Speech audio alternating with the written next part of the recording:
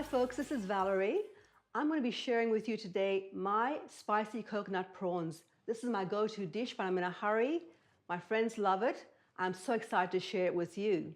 So the first step is a simple marinade, turmeric, some salt and some lemon. On top of that, we've got some fresh ingredients, some shallots and some tomato.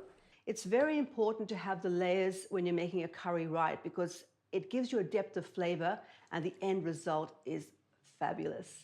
We add some fenugreek seeds, some mustard seeds, very important curry leaves. We want about 10 of those in the dish, so that goes in next. More turmeric, coriander, there's some garam masala, and a little bit of paprika to give it a bit of color. Chili, garlic, ginger, and some more shallots. They're already been ground. I blitzed them. That goes into shallots, and the tomatoes go in now. So now let's put the coconut milk in.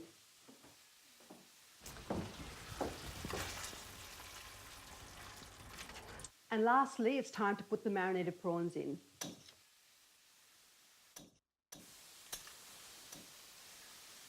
Beautiful Queensland prawns are going in now.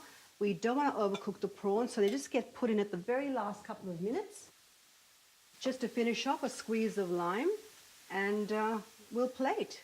So that's it, folks. That's my spicy coconut prawns. Lots of layers of flavor there. Give it a go.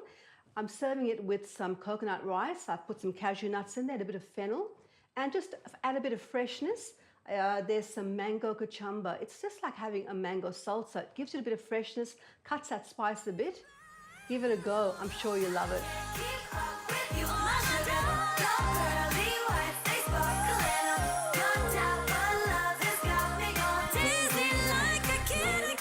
It's like a little bit of a rat party going on in there, popping and locking. Now it's done.